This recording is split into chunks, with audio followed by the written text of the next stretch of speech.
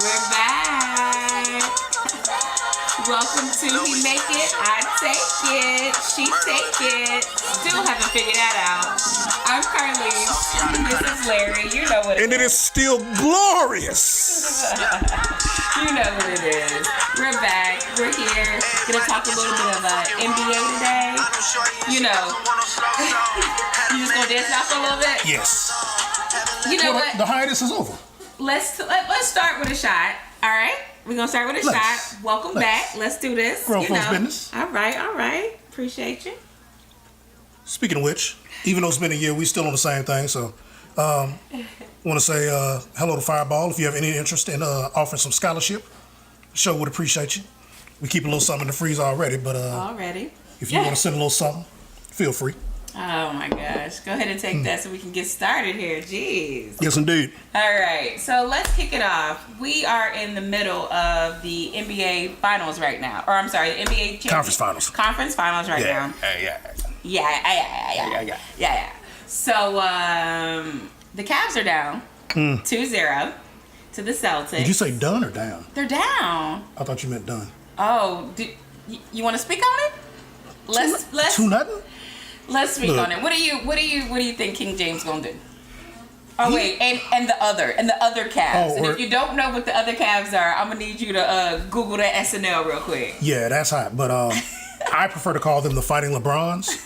But they don't seem to have much fight left. Oh. And I don't really see them. It's been a few days. I mean, seriously. What that mean? Okay. All you get to do is sleep and think about how bad you played. And J.R. Smith can't keep running around pushing people in the back, acting like it's cool.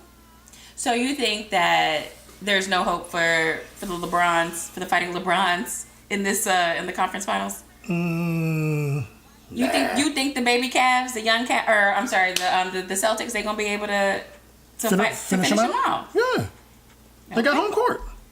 All right, they got home court. I mean.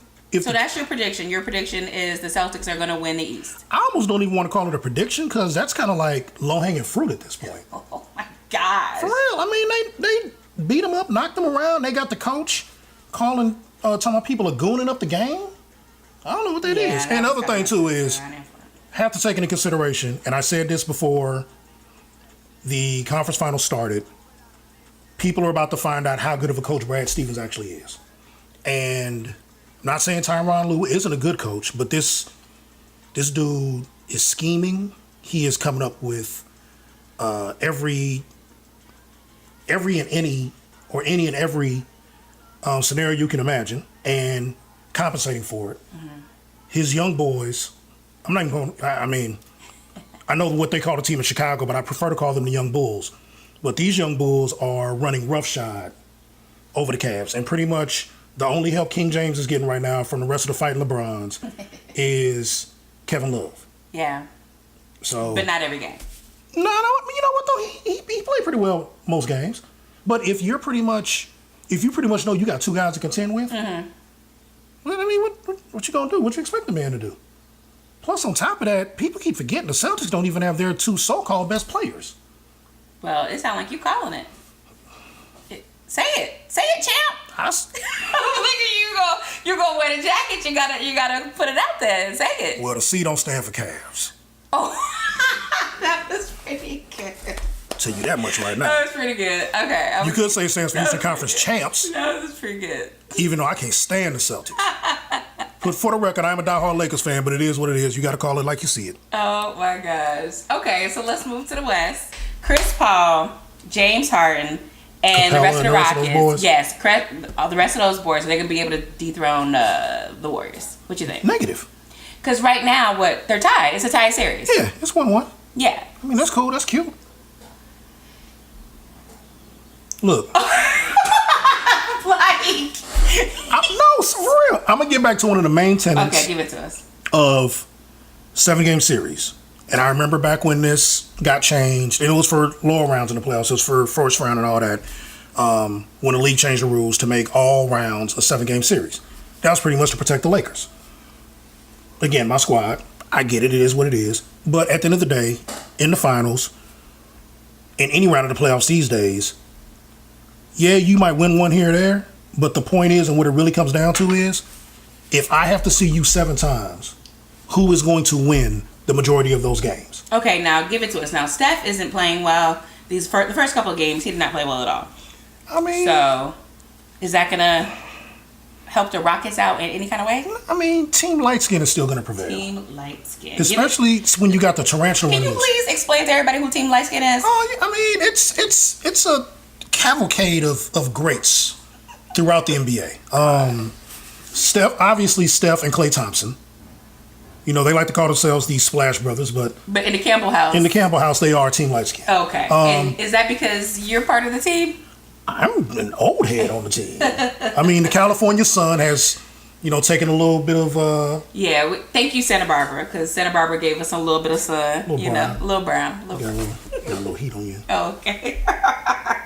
But, yeah, so, my boys from Team Light Skin, okay. They show the toughness that folks don't want to give light-skinned folks credit for having. No softness out there. Plus, the other thing is this.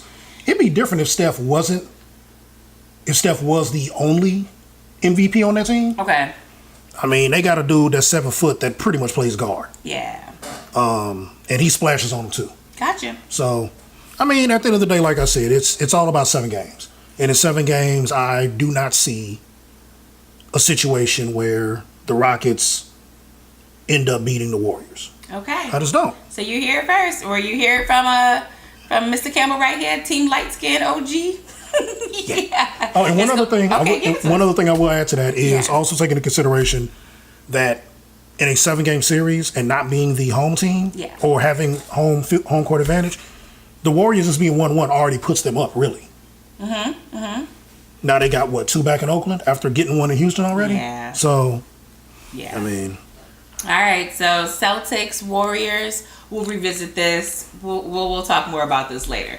But earlier today, off camera, we were talking about Johnny Manziel just signed with the CFL. So I figured let's go ahead and bring it to the podcast, right? Yeah. All right. So let's talk about it. What do you think? What are your thoughts about it? I think it's probably the smartest thing he could have done. Mm-hmm. Why not? You haven't played football in a while. They're giving you a shot. I mean, I'll take that back. He did play in some of these kind of off the wall spring leagues where he got exposure from scouts, and some people got to see him, whether he could still do what Johnny Football did to a certain degree.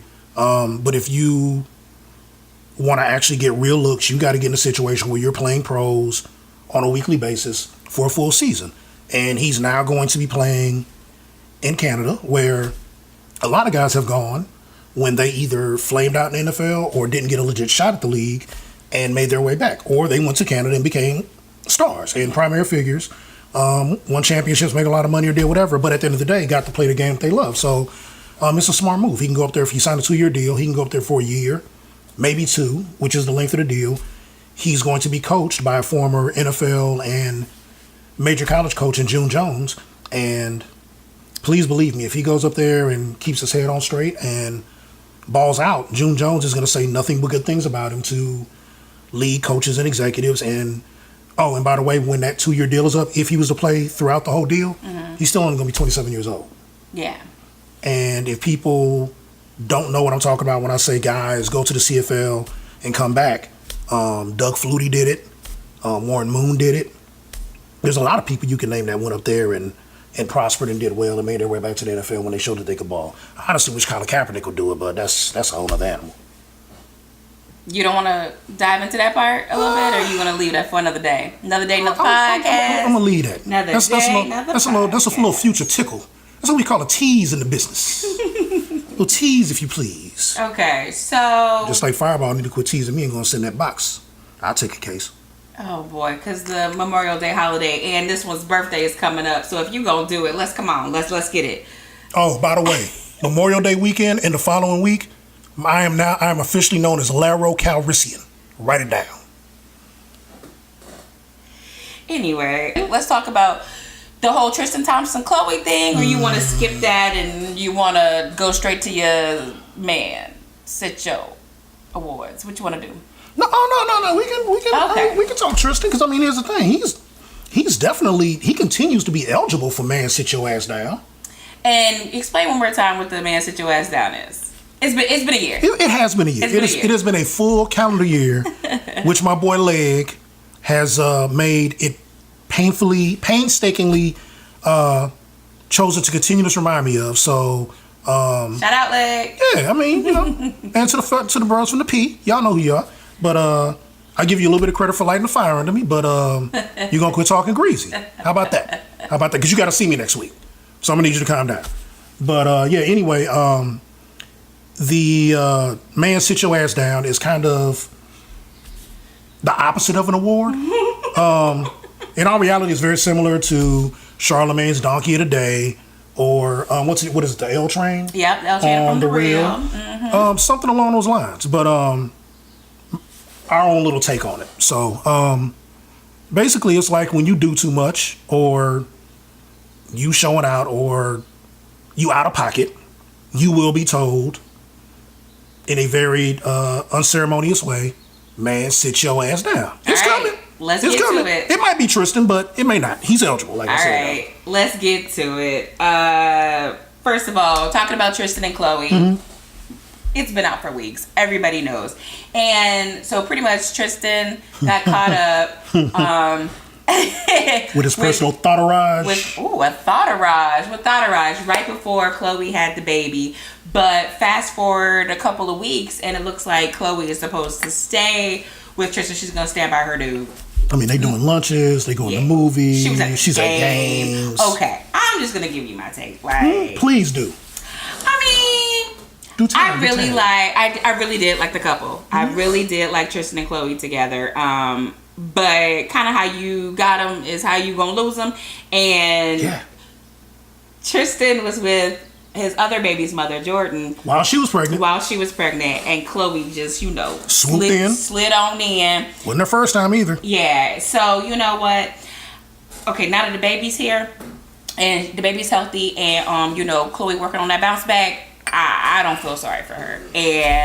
But I wouldn't stay with him. Like that's not a good look. I wouldn't either. That's not a good look. Like honestly, you gotta have enough confidence and self-worth in yourself to not even want to be with somebody that's going to cheat on you, plus cheated on their other baby mama, because it's gonna happen again. Well, it's gonna happen. Can I just add, she actually knows her worth, her net worth. Ooh. And once again, the Keep It Up with the Kardashians cameras are rolling. Yeah. So I hate to say it, but I mean, personal well-being and relationships and mental health may not be the only inspiration behind staying together, at least for now. I mean, I hate to say that, and I don't know folks, so I don't want to assume that, but would anything surprise me? Not only in the world that we already exist in, which is the world of broadcast, along with the fact that you're talking about an entire family that has become mega millionaires based on not having any talent whatsoever. Yeah. I can't rule nothing out. I can't say what folks would or wouldn't do. I mean, and keep it we're not trying to kick her while she's down. We just talking about it because you put it out there. Like your business is already out there, so we just gonna talk about it. All right, so I think it's time for your man sit your ass down award. You think? Oh yes. All right. So once again, man, sit your ass down. Tristan Thompson, high on the list, quite eligible. Okay. Cavalcade of others that I can name that definitely have earned that dubious distinction. Okay. But although we are somewhat removed from the heat of it, being that we are a year removed from a podcast and everything that has happened, I'm still going to have to take it back a couple of weeks and officially give it to Kanye West. Okay. All right. Let's hear it. Why is that? Your approach to talking about current events and what's relevant and what's meaningful to people that live in the real world on a daily basis, and speaking on those things from a place that was clearly displayed a lack of information, which means ignorance. You were wrong. You were flat out wrong. It also felt like you were doing it at a time where you decided to reemerge and put yourself back in the spotlight because you have projects and music coming out.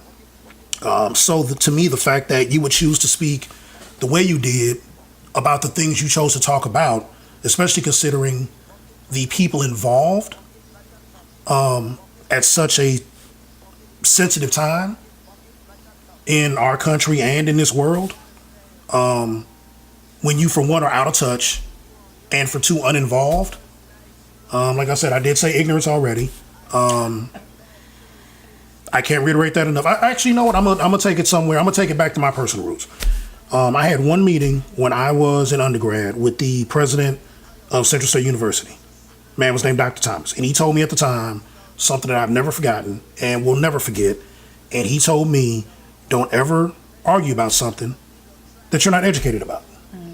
And for this guy to come out wearing MAGA hats and talking about how much he loves someone whose name I won't even mention him because I'm not even gonna give him that much direct personal energy. For you to speak on that like that was just, you were out of pocket, you were foul, and man, you need to sit your ass down. Oh, actually, but he did though. He went back to Wyoming to play with his keyboard and his beat machine, and walk around wearing like ugly sweatshirts and denim jackets all day. But I'm sure there's plenty of other people in Wyoming wearing MAGA hats too, so you should be fine up there. Okay. I'm just saying. Well, here's to being back. We got a Cavs Celtics game to watch in a little bit, so you know. Oh, cheers to it. Yeah, can I just say one more thing? Of course. We would be remiss if we didn't say congratulations to the new Dutch and Duchess of Sussex. Prince Harry and Meghan Markle? Yeah. Or as I like to call them, the Prince and Princess of Compton. So what I'm gonna need y'all to do is go on a lovely honeymoon, let the smoke clear, relax for a little bit, then bring it back on to the States. I'm sure you can use your resources, get the name of Compton, change to Wakanda. We live right down the street. Oh yeah. We'll come through. You got your press secretary and your minister of propaganda sitting right here. Oh wow. You ain't even got to pay for relocation, but you will have to cut the check. Oh my God. And on that one, let's dance it out. We'll be back. Hey.